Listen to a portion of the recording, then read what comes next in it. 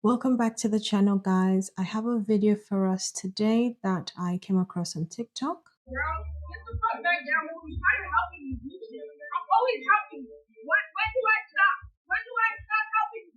When do you do it yourself? Learn to do it yourself.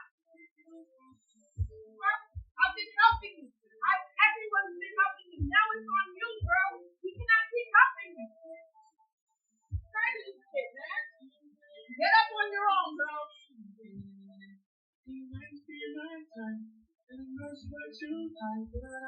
you're doing it wrong. That's the fucking problem.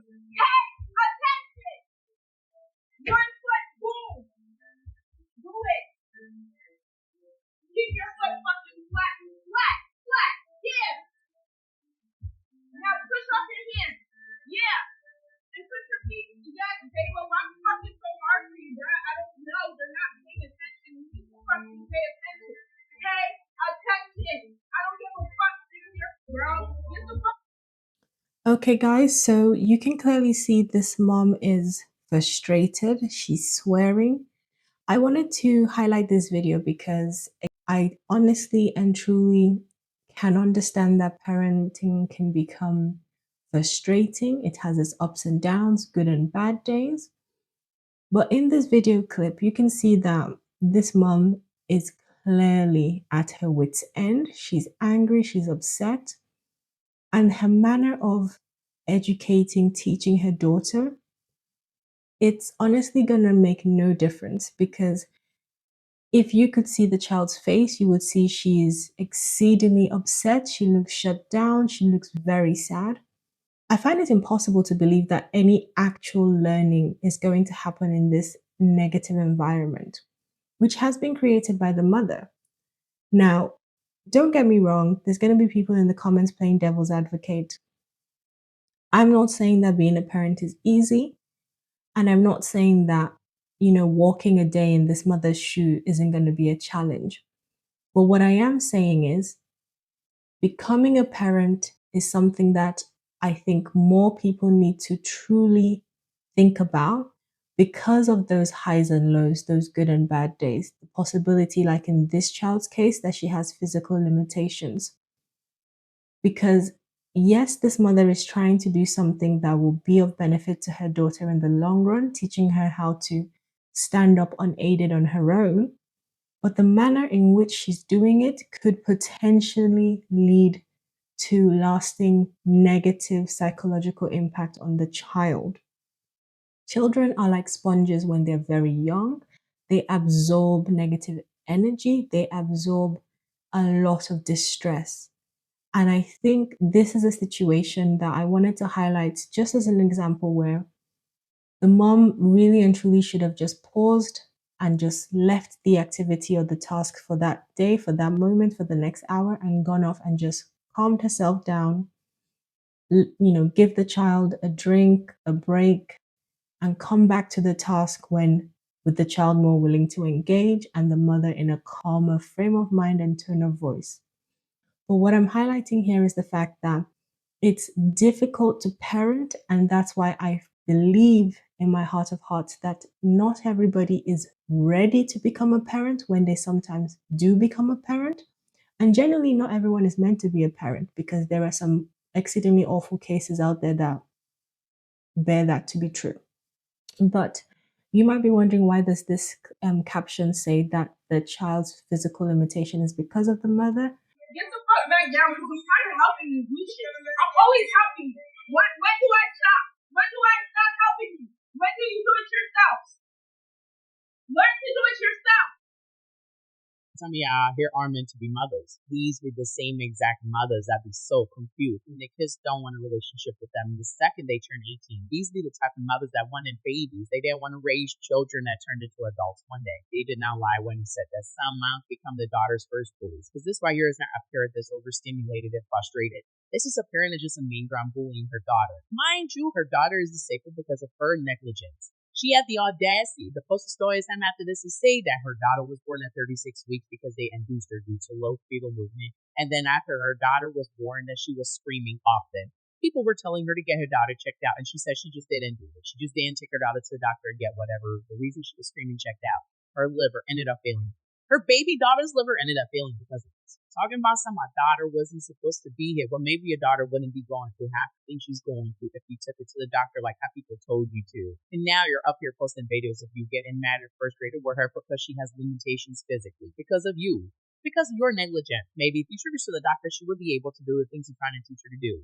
So this content creator explains a bit more about where the physical limitation of this mother's daughter has come from, allegedly. What I will say with regards to that is sometimes I have seen in my clinical practice parents who have guilt about harm that they have sometimes not intentionally caused their children, although you could argue that this mother not getting care caused this intentionally, but she might not have understood the full ramifications of her not seeking medical care in time could lead to. But I have seen guilt in parents manifest in anger and frustrations, which they feel for themselves, but it comes out towards the child. And to some degree, that might be happening here. But again, that's where you take stock if you are a good parent and know when to walk away and stop the activity for that day, for that moment, for that period. Okay. Because at this point, this is just causing harm and upset to the child and no actual reinforcement of any learning about how to stand up on her own or walk is going to happen here. Now, some people are going to be in the comments and they're going to say that she is not a bad mother. I want to show this content creator as the last clip. Get the fuck up. I'm not gonna fucking help you no more. Da, da, da. Okay, I'm not saying the woman is not trying to help her daughter, but the way you're going about it is wrong. I don't understand why you gotta cuss your child out, and that is, and you think that's motivation. That's the problem. That cycle of abuse that people experience and then want to say, no, no, no, no, that's motivation. That it's not. It's trauma. That child looks scared, looks terrified that if they make the wrong move, they're going to get cussed at. And obviously, she's showing that very, very well. And this idea of a good mom versus a bad mom. First of all, she goes by the baddest mom alive, and I gotta say, you're right on that one. You are the baddest, and not in the way you think. But her willingness to teach her daughter to walk is not making her a good mom. That don't make you a good mom. First of all, you should be trying to teach her to walk. But you should be doing it in a way that is going to be helpful for her. Cussing her out is not helpful. Scaring her is not helpful. You're creating resentment. That's what she's doing. So yeah, the girl will walk, and she should. But that doesn't mean you're not helping her in the sense you think you are. And I completely agree with this content creator because oftentimes when people hear about children that have got no contact with their parents, it starts like this. It's years upon years upon years upon years of mistreatment, even if the parents thought they were doing the right thing. But like this content creator mentioned, you are unintentionally, intentionally creating resentment in that child, in that offspring, whether it's a son, a daughter.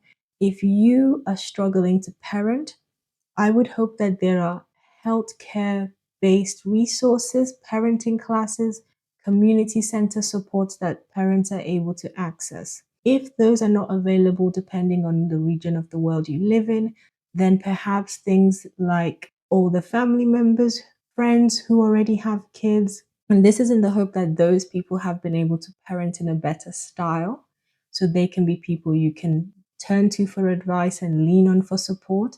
But even if the child has or does not have a disability, this parenting style is going to bear no positive fruit. And I think that's the thing I wanted to highlight. Parents are oftentimes thinking they're doing their best, but sometimes these are the unintentional harms they could be causing to their children. And I just want to end by saying I'm not sure why the mom filmed the clip and posted it on social media.